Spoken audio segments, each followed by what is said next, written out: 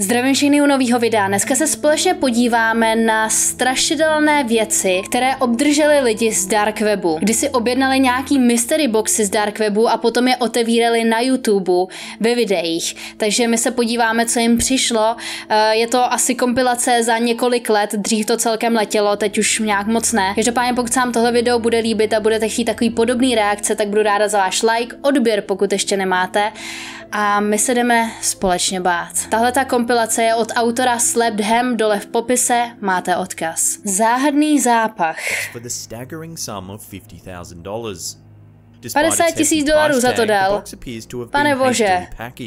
Aha. Hezky zabalený na to, že za 50 000 dolarů.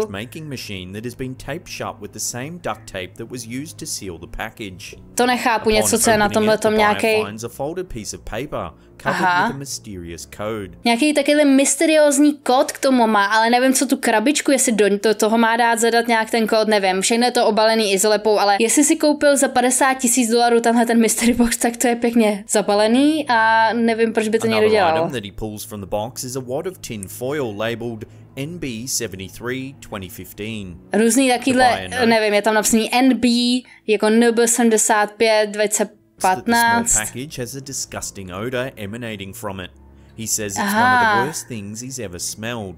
No a právě jak tam bylo napsaný s tím zápachem, tak prej to strašně smrdí a že je to ta nejhnusnější nebo nejhorší zápach, který kdy cítil.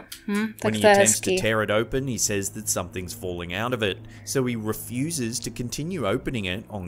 Aha, takže když nějak jako tady tohle otevíral, tak něco z toho prej padalo, takže to vlastně jako nechtěl najednou otevírat na kameru. Tak co tam bylo? Cože? My to nevíme. My jsme to nezjistili. Za 50 000 dolarů box a my jsme nezjistili, co v něm bylo. Já nevím, lidi. Já bych hodnotila ty boxy, jestli se mi líbí nebo nelíbí. Tady tenhle ten byl pěkně na nic. Tomu bych dala 0 z 10, protože tam absolutně nic nebylo. Nebo neviděli jsme to aspoň. Budeme to také hodnotit, ano? Aha, jeho první a poslední mystery box. Unfortunately, this one disturbs him even more than any he's previously opened. Nebo počkat, první a poslední řek opravdu? Opening his third and last dark web. Aha, ne první a poslední, třetí a poslední. Takže on už nějaký otevíral předtím. Dobře, chápu, dobrý, v pohodě.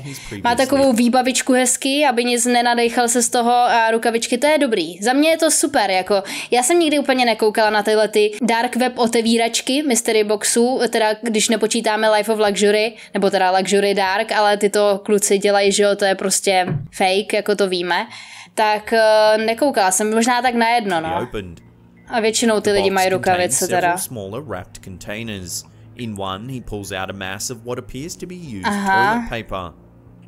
Ježiši, prej otevřel nějaký, to jsou tam nějaký kontejnerky malý, nevím, a jedno, co otevřel, tak tam byl asi použitý toaletní papír.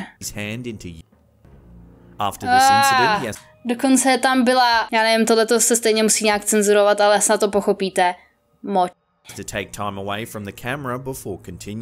Musel na chvilku si dát pauzu, nedivím se.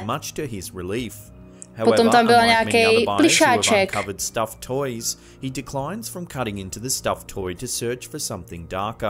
So we'll never know what actually lurked inside. Aha, takže já nevím, jestli on to řekl v tom videu, nebo možná, že to udělá potom, ale říkal, že se do té hračky podívá, ale to už my nevíme, co tam našel. User Jaskino is no stranger to mystery boxes.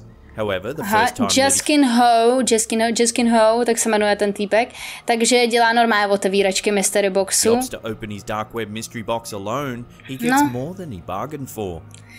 A tak se rozhodně teda ty mystery box jako z dark webu, proč se ne? OK, měl ta SD kartu, ale hrozně prej divný věci. Potom něco takovýhleho, nějaký boxík s nějakým rituálem vevnitř, to tak vypadá.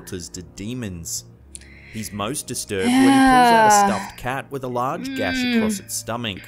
What makes this most disturbing is the red stains that accompany the wound. No. tohle tam má na sobě. Já nebudu říkat, co to je. Může to být i klidně džus. Ale může. Je tam pořád pravděpodobnost. Ty jako lidi, já nevím, jestli je to jako reálný, jo, ale ty lidi z dark webu si taky můžou dělat srandu, že jo, nebo to a prostě tam jako něco udělat, jako že to vypadá třeba jako ale nebude to ono. However, the box isn't done yet. The buyer also finds a syringe with a red liquid inside. He's unable to determine if it's blood before his video is interrupted. Nějakou injekční stříkačku tam našel a je to radši cenzurovaný. Neví, co tam vyloženě je a jestli je to zase pravý nebo není. By a knock at the door. The police have come to confiscate his box. Aha. Takže ona prý přišla policie a vzala mu ten box. Nevím, jestli on to nahlásil a dal to, možná jo, ale možná ne, já nevím. Nevím, jestli sama policie na to přišla, nebo prostě on to nahlásil, ale každopádně prý prostě ten box sebrali. Wow. King Random Reacts is one YouTuber who takes his dark web mystery boxes seriously. He wears gloves and even a mask as he opens it. It turns out to be a wise decision. Tady tenhle YouTuber, že to bere fakt jako hodně vážně, což si myslím, že jako mystery boxy z dark webu by se měly brát vážně. No a že teda má jako různý jako rukavice, tyhle nějaký roušky a tady tohle a... As the buyer digs through the box, he comes across several items that leave him clearly disturbed, such as a knife and a used condom. Okay. Já to nebudu úplně všechno překládat, protože jsme family friendly tady YouTube kanál. Každopádně nevadí, jako byl tam nůž a ještě něco a tak no. Takže prostě zase divné věci. Items are in plastic bags.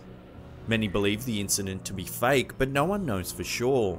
Was this staged or was this YouTuber privy to evidence of jako byl tam ještě nějaký pytel černý, jo, takže na co se používá třeba černý pytel, jo, jakoby nevím, ale prostě strašně zvláštních věcí, klasicky.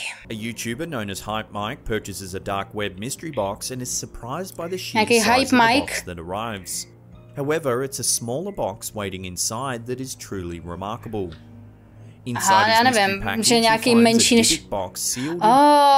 našli tam The Big Box. Dámy a pánové, The Big Box je vlastně nějaká takováhle krabička, kterou si někdo jako vezme a umístí nebo uvězní do ní nějakého démona. Ta krabička by měla být zapečetěná a dělá to někdo, kdo má nějaký asi schopnosti a dokáže vlastně toho démona tam udržet něčím, nějakým kouzlem, nevím. No ale když ji pak otevřete, tak co se může stát, že jo? Může prostě odejít, takže by se neměla otevírat, ale lidi je často otevírají, takže co se pak může stát? Hodně špatný věci. Oni to otevřou, přesně to jste neměli dělat, to je jedna věc.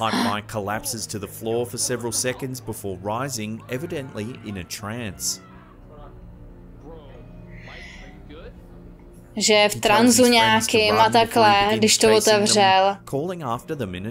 Ale já popravdě nevím, lidi, jestli bych mu tohle věřila. After hiding briefly, his friends find him collapsed on the floor again. He awakens to tell them that a dark figure had entered his body after opening the box. Že prej, když ho pak našli, tak takhle jako tam ležel a on jim pak řekl, že prostě nějaká temná entita do něj vešla, když otevřel tu krabičku. Dámy a pánové, já nevím, co si úplně o tady tomhle myslet. Trošku to vypadalo hraně, nevím to fakt na 100%, no jako malinko mi to přišlo jako fake, ale napište dolů do komentáře, co si o tom myslíte vy. Na druhou stranu opravdu by se to nemělo otevírat, takže klidně ho něco mohlo ovlivnit, ale ruku do ohně bych za to jako opravdu nevložila. To open a box purchased by a friend for $300 in Bitcoin on the dark web. The two put on gloves before diving into the box. Bitcoinem si to koupil, nebo co, za $300, myslím, nebo co, já nevím. A dva kamarádi teda a otevírají ten box. But their innocence is what makes them so terrifying. They pull out a child's backpack filled with items that a child would carry to school. Že je to takový jako dost nevinný ten box, ale zároveň to, že je to nevinný, je možná ještě víc strašidelnější, než kdyby nebylo, protože tam najdou nějaký baťůžek, který je plnej vlastně dětských nějakých věcí. Nějaký oblečení a takhle tohleto. Dokonce nějaký lahve, které jsou popsaný číslama. USBčko tam našli. A podívali se, co tam je, nebo ne? Jo, podívali. Aha. Takže na tom USB našli nějaký fakt na nic hnusný videa. Já je všechny nechci popisovat, protože si myslím, že by to nebylo úplně vhodný pro YouTube, ale já bych se popravdě i býtima bála to dát vůbec do počítače, kdyby v tom byl nějaký vir a vlastně ten člověk potom se tak do toho počítače skrz to mohl dostat, ten, co jim to prodal, ten box. A group known as the Boys opened a dark web mystery box that was advertised as a murder box. The name is not a false advertisement. Takže tady tenhle ten box se jmenoval box vraždy. A prej jakoby to úplně, jakože je to nazvaný fakt jako dobře, protože něco takového tam možná asi bude. Jo. Ježiši, boty pro vás. Potom nějaký pytel, kde jsou šaty, na kterých je dost pravděpodobně... Já to nemůžu říct, radši, neříkám, ale víte co? By tam asi mohlo tak být. Dokonce nějaký nůž.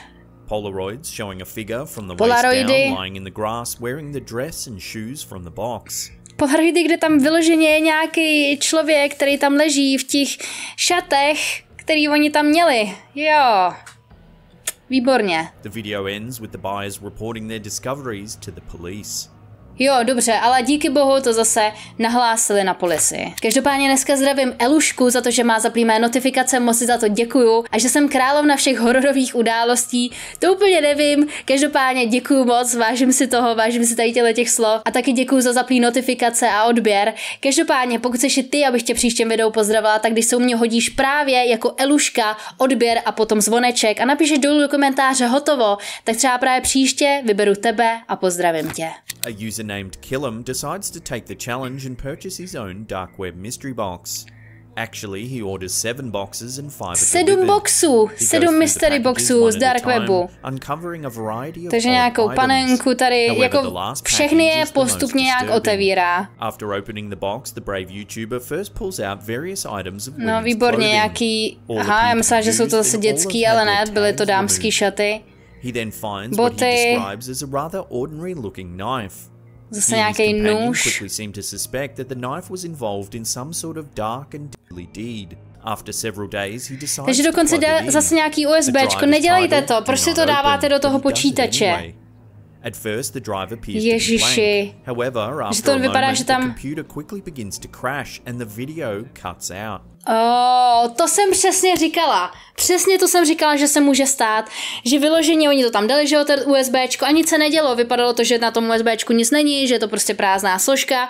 No a po chvilce jim začal crashovat celý počítač a celý, prostě to jsme viděli, co se s ním stalo a celý to video skončilo.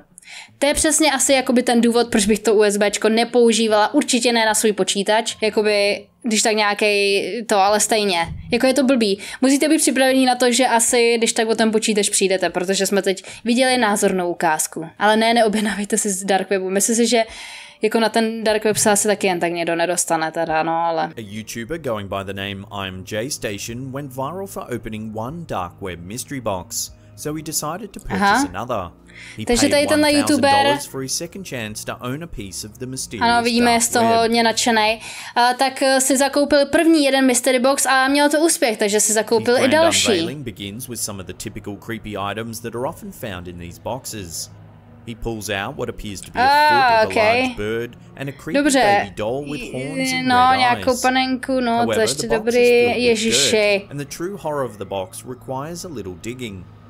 Aha, takže vyloženě on musí jakoby hrabat v té hlíně, protože v celé té krabici je prostě hlína, takže on musí tam mezi tím nějak jako hledat a hrabat, aby vůbec našel ty předměty. Several small Dybbuk boxes covered with occult and Nazi symbols and tightly sealed with red wax. Další Dybbuk boxy. Několik Dybbuk boxů, ne jeden, ne dva, víc, 3 tam jsou, možná víc. The photos appear to have been taken from outside his home.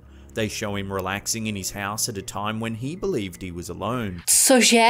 Počkej, až jsem z toho vypal zvuk, pane bože. Tam jsou fotky vyloženě z jeho baráku, když on nebyl doma. tak ho někdo to vyfotil a dal to tam. Na druhou stranu samozřejmě nevíme, jestli tady tomu youtuberovi máme věřit, jestli opravdu si to zakoupil na dark webu, jestli si to třeba nesestavil sám, jo, jakoby, protože tohle, že by to fakt někdo udělal, jako asi je tam nějaká pravděpodobnost. Na druhou stranu to je jako šílený, pokud jo. He is understandably shaken by the reveal, believing that some hacker from the dark web may be stalking him. Aha. Nějaký týpek tam je, nějaký hacker asi. Nevím lidi, napište mi dolů do komentářů, jestli si myslíte, že je to skutečný nebo ne, že opravdu jako tam byl nějaký stalker nebo něco, někdo z dark webu a fakt mu tam nafotil ten byt nebo ne. Já jsem taková 50/50 a z nějakého důvodu mu to tolik nevěřím. Ale nevím. Ježiši, jak je to velký, pane bože. Jako jmenuje se to monstrum, no, takže odpovídá to tomu. Ježiš. Ne, jako tříkolku. Apple produkty, to je dobrý z dark webu.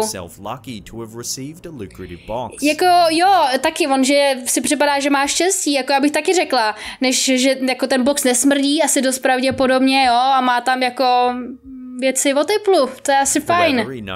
Nemá tam žádný končetiny a tak. Later in the day, after dark, he begins to hear sounds coming from inside the box. Cože? On teda, tam je něco jako, já nevím, nějaký asi dvířka, nebo nevím, něco schovanýho, kdy prostě asi nějaká část toho boxu, kterou neprozkoumal, nebo já nevím, a večer začal slýchávat z toho nějaký divný zvuky. He feels himself knocking on the box and something from inside returns the knock. A jo, on že zaťukal na to a někdo mu ťukal zpátky. Takže tam něco živýho vevnitř.